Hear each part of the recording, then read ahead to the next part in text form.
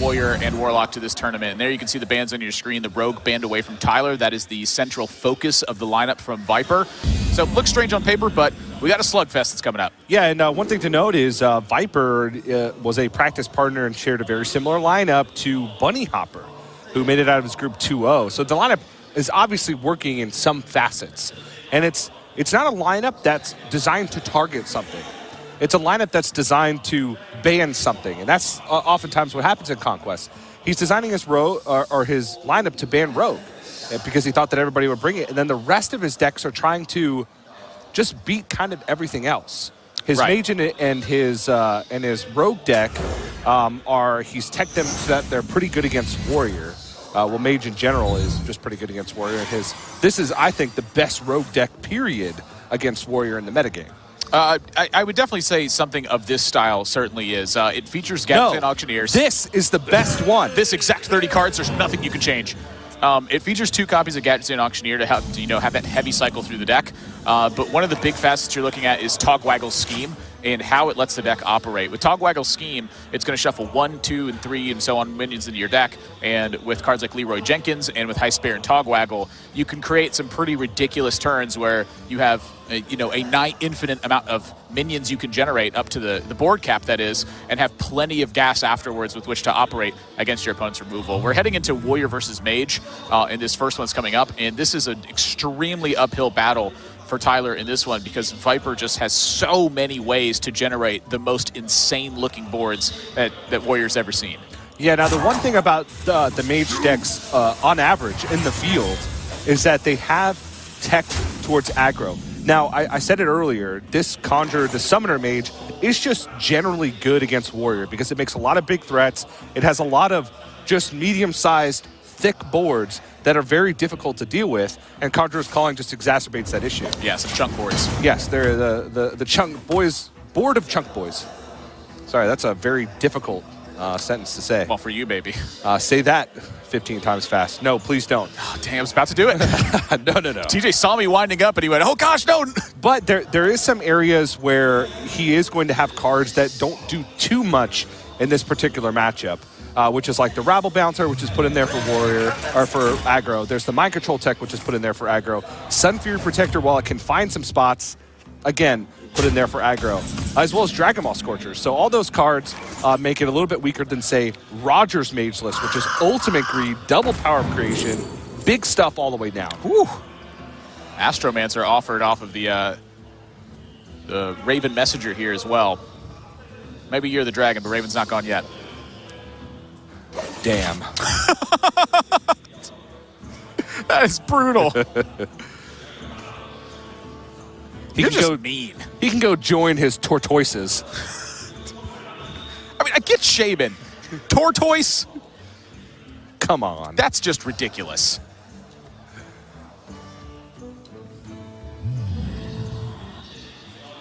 Tyler already facing down some tough-looking decisions here. There's just not really many tools in Tyler's deck that are going to line up well against what Viper's doing. You take a look at the list and how it's teched out here. You can see the Baron Geddon in hand. Obviously, a tool that's meant for the later game sustained removal against aggression. You're looking at a copy of Harris Jones, Darius Crowley, overall pretty weak in the matchup.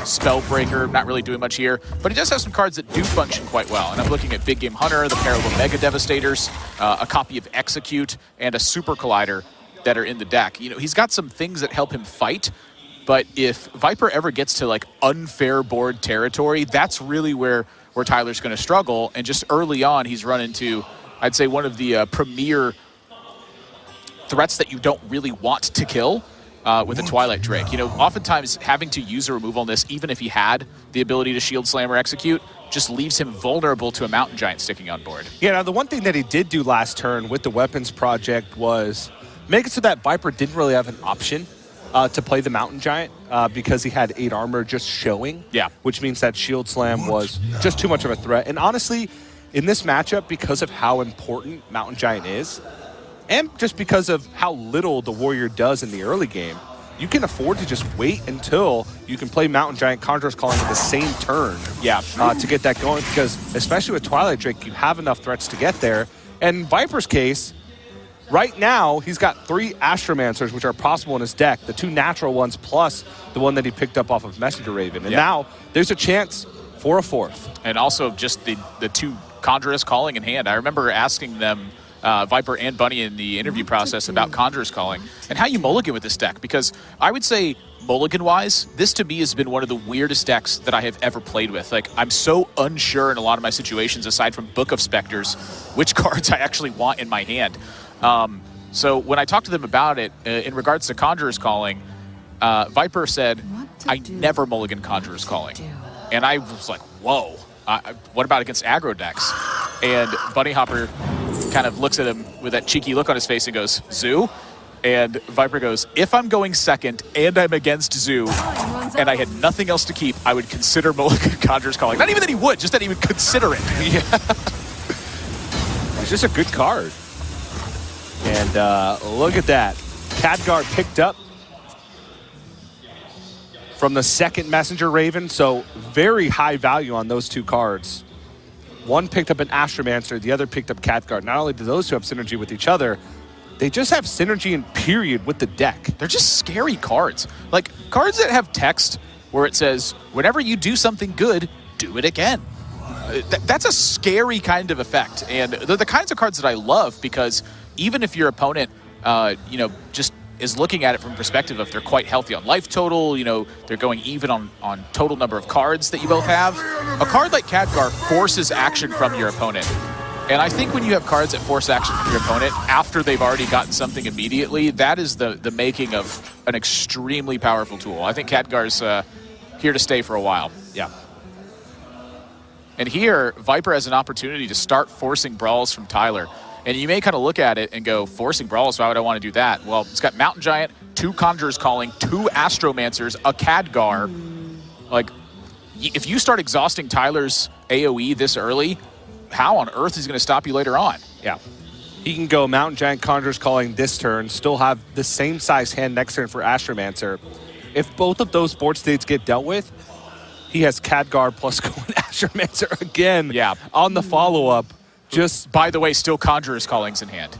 And still Khadgar plus another Astromancer in deck. Yes, and so all those things being considered, Viper just needs to figure out how on earth do I lose from this position and avoid those kinds of situations.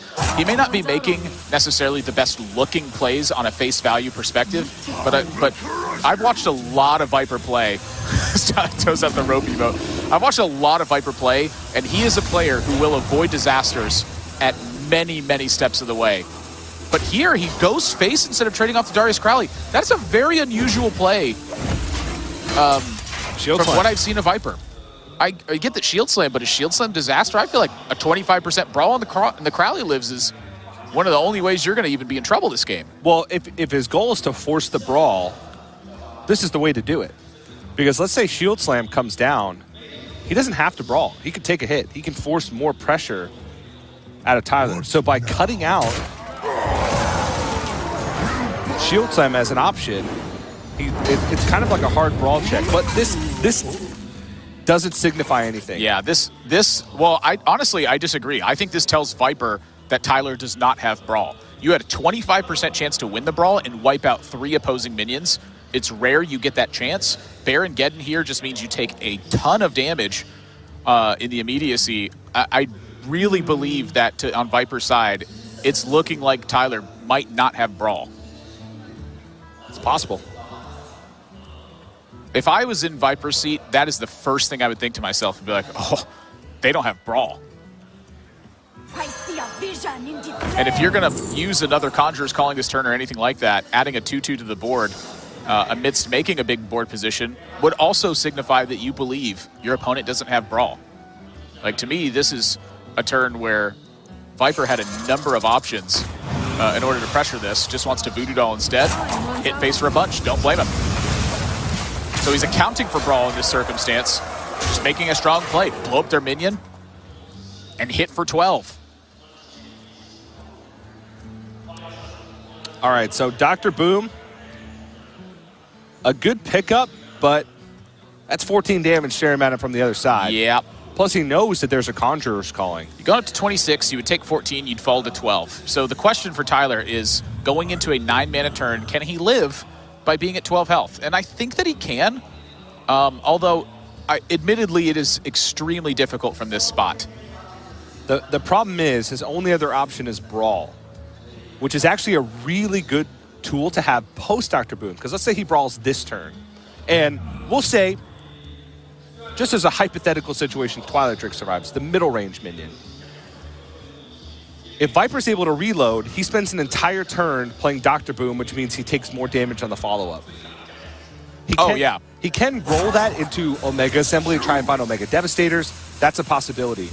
But maybe he thinks that 14 is actually maybe the least he's going to take in order to set up a full Dr. Boom turn. Yeah, I don't disagree with that. I think he should be going for Dr. Boom here. It is just a grit your teeth and bear situation.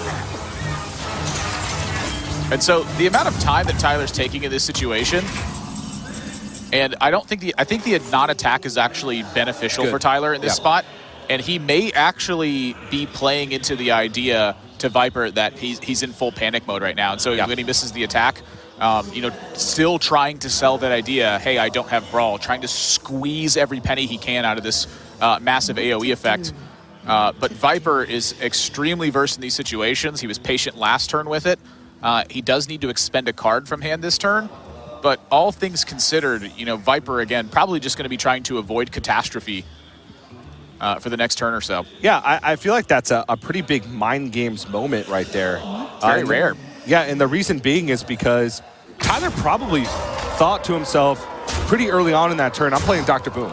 And he's like, well, how can I get the most value out of Brawl? Maybe I just sell that I don't have it because that's what I did the previous turn as well. Ooh. And Viper, it's a Conjurer's Calling.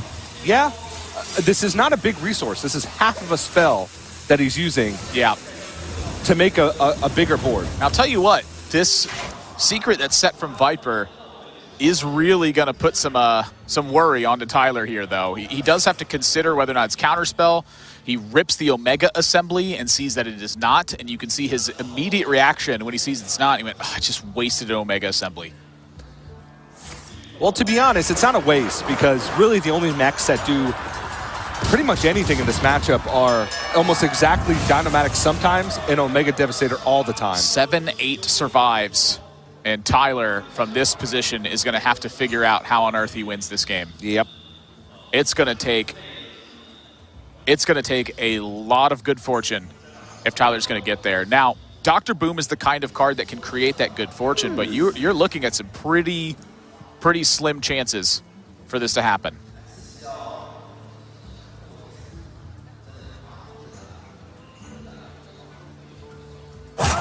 That being said, I don't think this is unexpected. I think this is one of the toughest matchups, if not the toughest, for sure, across the side from Tyler's Warrior deck.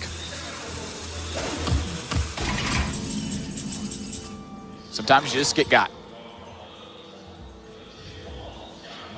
Yeah, take your pick. I was just about to say, what do you even do?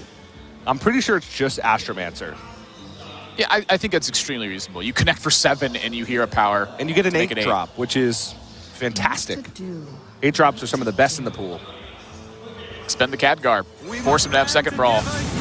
Oh, no, he's expending the Khadgar in order to book a Spectres. So he's going with Conjurer's Calling. That's right. This makes an even bigger board. And the coin hero power to get away from 10 cards in hand. Tyler here has second Brawl. I mean, there is a shred of hope for Tyler in this spot. Oh, man. I mean, there's a chance. And Shield Slam drawn. Oh, he actually can put 2 minions into the pool as well. Yeah, there's a real chance now. Yeah, Shield Slam would require Weapons Project. Well, it would require a Weapons Project and some more armor. So he doesn't actually get to eliminate something unless he's able to, have 2 damage afterwards. The 2 damage comes from too much mana worth of stuff. Yeah. What he needs to do, how many secrets has he been able to check for since the splitting image came down? Pretty much all of them at this point. All the ones that matter. Well, he risked dying to explosive roots, but I just don't think he had an option. Tyler doesn't win the brawl, 7-8 wins, and I believe that wraps things. Yeah, even Weapons Project means that he goes up to 9, but Yep. he gives his opponent a weapon as well, which means he dies.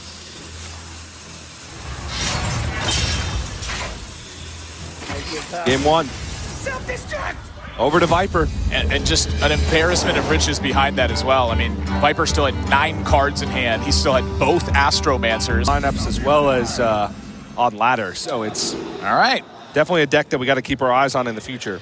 This is one of the biggest talking points that we have for Viper's lineup here. You know, as you mentioned, he wanted to build a lineup that had a ban strategy in mind rather than a target strategy in mind. Yeah. And so because of that, he's just built his decks to be, compensated in matchups across the board. And the way that Viper and Bunny Hopper and some of the other players have chosen to compensate for the Warrior matchup with Zoo Warlock is to include Arch-Villain Rafam. And this is a pretty hot topic right now. If you're involved on the social media platforms where players are talking about it, I think we've all been quite critical of Rafam in this deck list, and mostly because of what it costs you in matchups that aren't control matchups. This is going to be the game. This game right here. This is the matchup. This is going to be the one where Arch-Villain Rafam wins the game. It's intended to help It's going to happen. supplement the control matchups. I don't buy it. He's going to rip it on turn 7 right after losing his entire board. All hopes will be lost. And he will win. I don't know. Maybe. One fun fact to note, and this fun fact brought to you by Lorinda, who has helped us. He's put together a lot of stats for us over the course of the broadcast, helped make us look smarter than we actually are. Tyler, coming into the World Championship, had lost to every player in his group in HCT at some point this year. He lost to Bloody Face at the Winter Championship. He lost to Roger at HCT Orange County. And he lost to Tyler in HCT Italy. That's crazy. That's a really interesting thing there. Thank you, Lorinda. You can follow Lorinda on Twitter if you haven't already. Posts a lot of cool stuff that's related to the competitive scene. If it's something that you're really interested in, I think he's one of the greatest out there to follow for information updates and just cool stats and trivia questions. He likes trivia. Absolutely. In fact, he gave the casters a trivia sheet with all of his statistics. I knew all of them. I'm just really smart.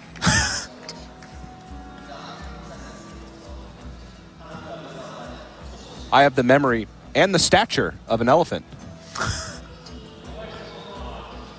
Well, the elephant in the room right now is what Viper does with his hand. On one hand, you're thinking about Dino-Matic. You want to spread out because of that. On the other hand, you're thinking about Brawl, and you don't want to spread out because of that. And on your third hand, you're thinking about Warpath. I was just thinking about cheeseburgers. Welcome to my world, buddy.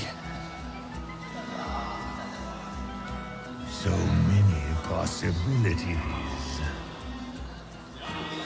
Viper has to have a lot of interest in taking out this Acolyte cleanly first. Yeah. But sort of the nature of this matchup and the way that it really wants to play is it is inherently a burn deck. The big question you ask yourself right now is, what do the extra cards give Tyler? What does the extra damage cost me? Oh, attack first button. Okay. Ooh, yeah. 2 damage. That's a lot. All right, let's keep going.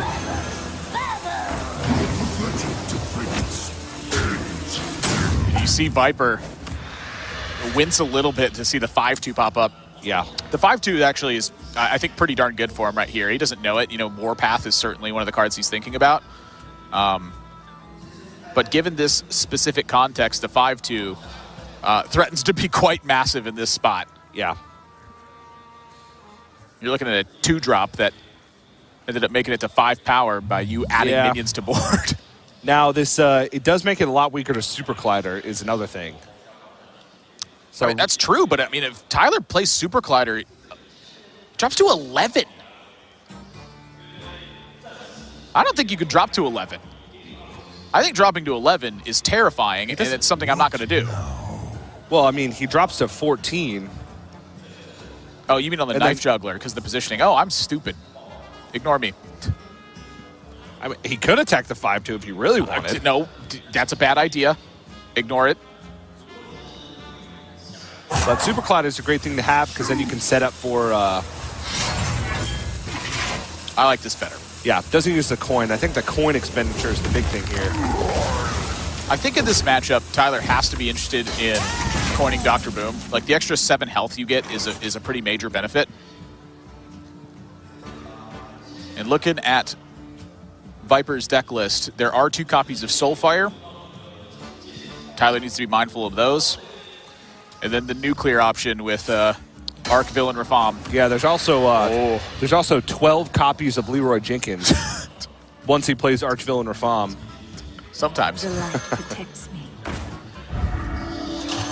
Slam those Mecharoos. Make that brawl as tough as possible. Yeah. Still got a Solarium in the chamber as well as a Soulfire.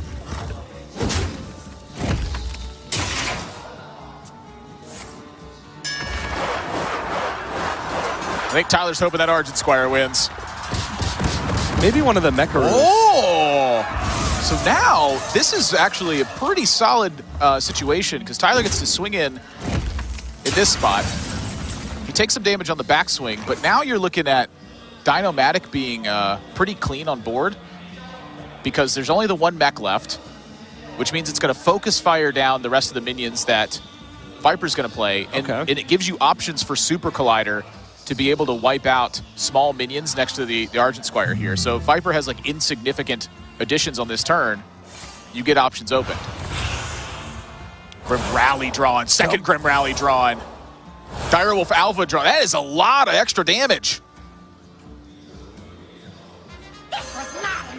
Wait, that's 1, 2, 3, 4, 5, 6, 7, 8, 9, 10. That's lethal! That's 12 damage exactly! Holy smokes!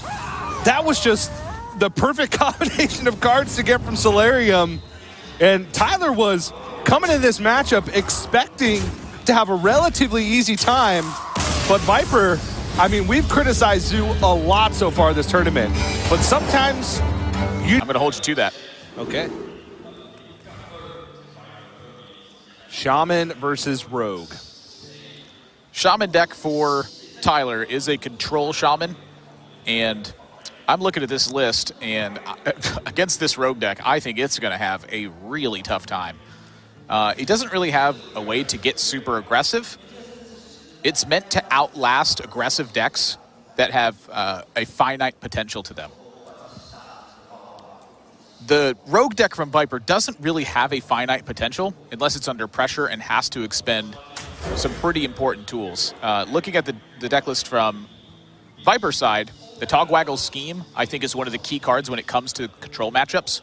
Being able to shuffle in extra Leroys or being able to shuffle in extra high spare and Togwaggles means that you can do some really insane stuff against decks that give you a lot of time. The Violet Teacher, keeping the opening hand. That's meant to just keep some pressure on Tyler and see if we can keep on the back foot.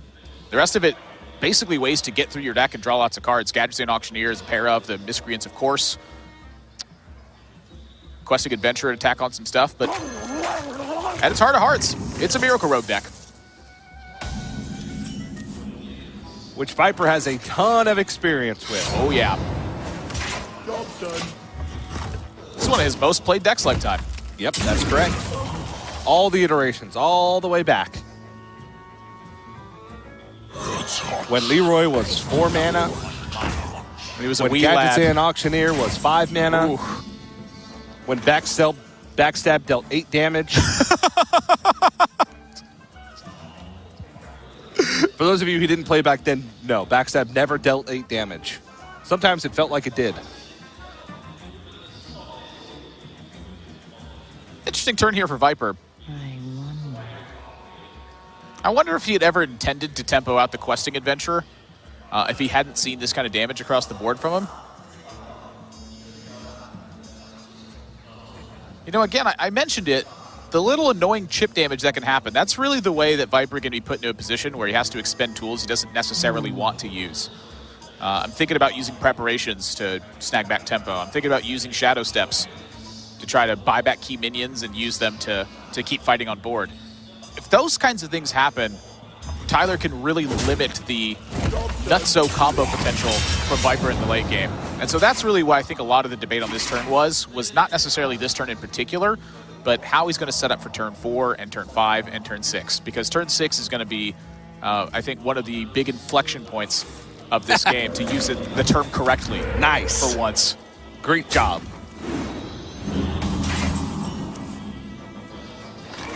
Oh, boy. Yeah. Now, Thunderhead is a much more volatile version of Violet Teacher. It can get a lot more generation and a lot more raw power. Pretty appropriately named. Yeah, I would say so. And you can see Viper going through all the turns and visualizing some stuff. You take a look at his camera right now. Again, the debate is not this turn in particular. It's how this turn affects 2 turns down the road. That's the way you constantly have to play Miracle Rogue, and why the experience on this deck is so important is because when you get to Gadget and Auctioneer turns, you don't have time to wait around anymore. You have to be decisive the turn that you play that card. Pay attention, class. Yeah, and I feel like we have to take a step back and talk about how this matchup is going to play out in the long term. So Viper is not running pretty much any aggression. He doesn't run Waggle Pick. He doesn't run any weapons. He doesn't run any of the early aggressive tools like Hench Clan Thug. I'm just going to lump Blink Fox and Hench Clan Burgle in there because they're just minions that hit people. The Burgle Boys. Yeah, it's basically Edwin Van Cleef. That's the only thing he has early on that's going to apply any significant pressure other than Questing Adventurer, which is not a traditional 3-drop most of the time.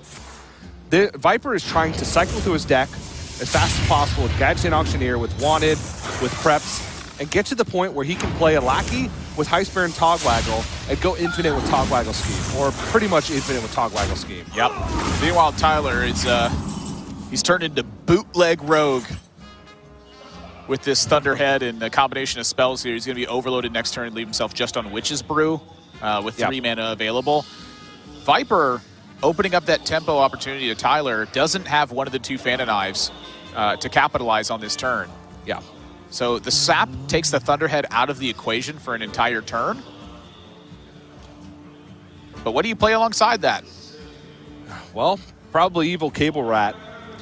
Well, I was thinking about the Questing Adventurer, because if you look at Tyler's Shaman deck, he just used a Lightning Bolt, he just used a Zap. Lightning Storm, Lickum, another Lightning Bolt, another Zap. Those are really the only ways to deal with it.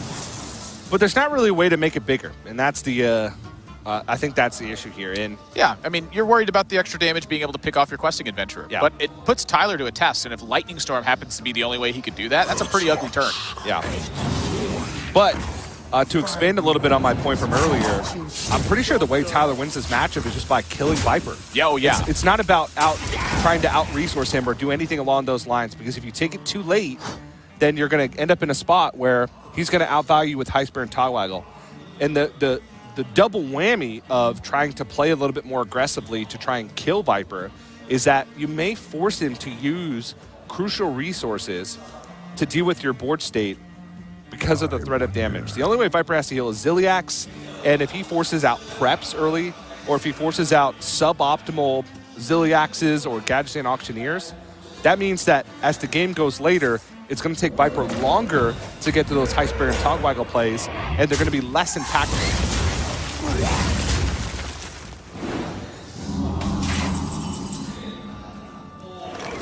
Surprisingly, a reasonable draw. Reason being is because allowing it to grow early means you can feel free to draw through your entire deck and know that when you need it, Togwaggle Scheme is going to be there to shuffle one of 2 things. Either more Heistbear and Togwaggles that are will be 0 mana when drawn with Wondrous Wand, or Leroy's that you've shuffled in that will be drawn by Wondrous Wands to get you an OTK. I think Tyler's in a pretty rough spot here. Does have the Swamp Queen Hagatha coming up here, so gets to teach it 2 spells, but I think maybe this is the turn that Viper was thinking about exactly when he did put Tyler to that test, was, well, if my opponent needs to kill me, that means on turn 7, I need to build the strongest position possible to threaten my opponent. That exact play is, with the cards he's dealt, happens to be Questing Adventurer. If Tyler goes for Swamp Queen Hagatha in that spot, he is going to get blown up.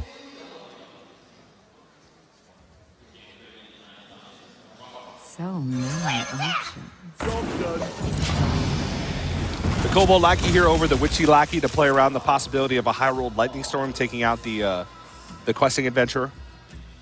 It's right before turn 8 where the Walking Fountain comes down. This is a very nice setup from Viper. And this is what I mean by Miracle Rogue experience and being an expert on this deck. I think that Viper's play with the Questing Adventurer on turn 5 is extremely good and justifiable because of the position it puts Tyler into. But this turn, he completely denied Swamp Queen Hagatha with a tool that was a risk earlier in the game, and it's bought him so much time to play towards Gadgets and Auctioneer. Well, I mean, one thing that I want to point out is that was the only play he could make that turn.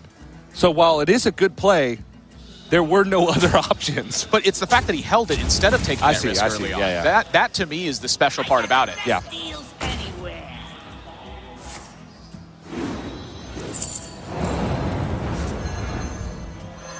Sap that healing totem. Yeah, I mean, at this point, just about cycling through his deck. That prep is likely to stay in hand, I would think. Yeah. If Viper didn't have an extra Evil Miscreant on board, I think there's a chance he considers cycling this prep. He's going to cycle it anyway. Well, the buck stops there. That is a really big tool to just cycle through for an extra draw. It really is. Now, there's one more left in the deck. There is. But having double prep allows you to do the nutso things. Having double prep allows you to have another option for Heist Baron Togwaggle. It doesn't have to be reduced in cost in order for you to play 2 treasures, which opens up the OTK possibility of Leroy Jenkins. And look at what the double hex has created here for Tyler as well. The Walking Fountain actually doesn't even kill off the Gadget Zane Auctioneer in this spot. Tyler has to just leave up a Gadget Zane Auctioneer, and that's when absolute disaster ends up happening. Viper's Miracle Rogue is about to untap 9 mana with a Gadget Zane Auctioneer in play. Woo-hoo.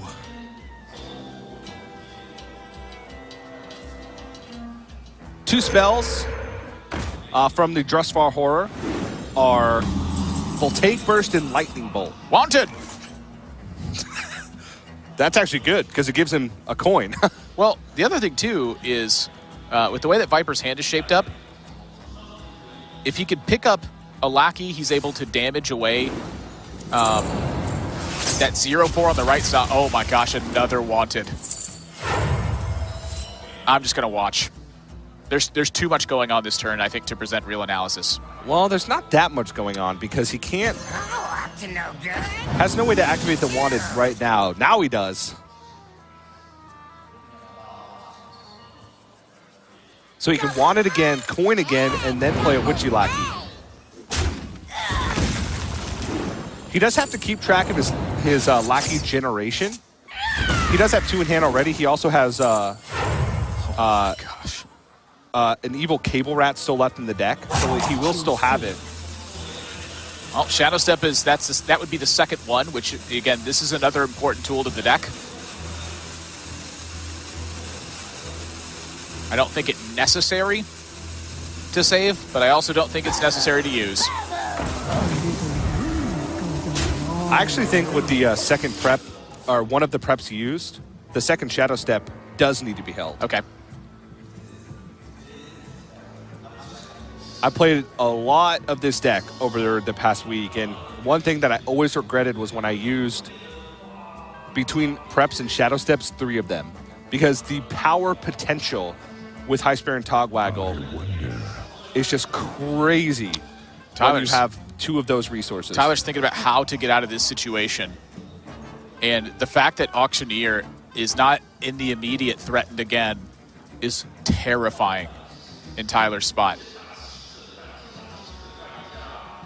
Viper so far has just attacked with impunity in terms of digging into the deck. You know, the attack angle from Viper isn't necessarily damage itself right now. It's just the threat of drawing through the deck and assembling combos. Yeah. Tyler's just had no way to stop this. So with the Sludge Slurper, he actually does have a reasonable way to clear off the Gadget and Auctioneer.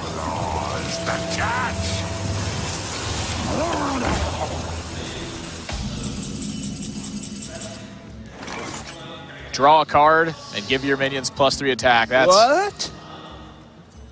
It's I just, you know, look, I'm going to be honest. Tyler's chances to win are slim to none because of this Auctioneer living for just one turn. I think Tyler was hoping that something catastrophic would happen from the second Swamp Queen Hagatha, and maybe, just maybe, he'd have a way to make something happen. So maybe he wants to combo Hagatha's scheme with the Drustvar Horror to go for a full board swing.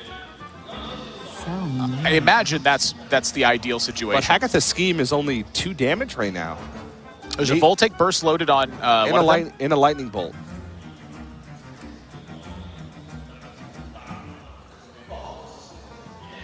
But that turn was effectively try and high roll the Drustvar Horror.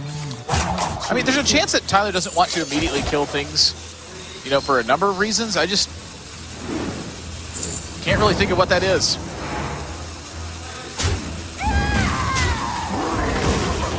Brotherhood shall prevail. I mean, he's just going to kill him. Oh, yeah, it's typically what happens when Auctioneer lives for 3 turns. That's why the play from last turn kind of baffled me a little bit. You have to try and do something. You wanted to risk being able to kill the Auctioneer via a Lackey generation? Yeah, Sludge Slurper, if it had picked up the Damage Lackey, the Rush Lackey, or even the Ethereal Lackey, had a good chance of killing it. So that's 3 out of 5. Spell Lackey can find Zap, Beakered Lightning. Yeah, pretty much anything. Like, even if you just find Lava Burst, you probably just do that. He had 9 mana, so he could have done it all. Well, not... No, because he would have had to spend 10 mana in order to activate Lava Burst. But there was a ton of stuff that did it.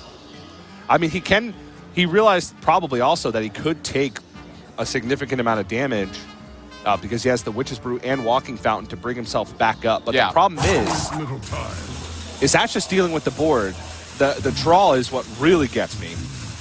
I think to me that the big key here is that the way that Tyler's going to win this game is if Viper just messes up. And that's not a good feeling to be in. Like that, I think that is honestly Tyler's best chance to win is Viper just straight up messing up. So 15 plus 12, 20. 27. Yeah, that's just game, right? Leroy plus Shadow Step Leroy. Indeed it That's is. going to do it. Viper taking a 3-0 victory over Tyler, eliminating him from the World Championship and moving himself on to the decider match later today. Tyler's going to be sent home, but by golly, has it been a year for him. 2 championship appearances, made it all the way here to the World Championship. It's been a heck of a run for Tyler, who's been awaiting this big championship moment for a long time, but it's going to have to wait another year for that to happen. Viper able to be victorious in very decisive fashion, and there you see the hug.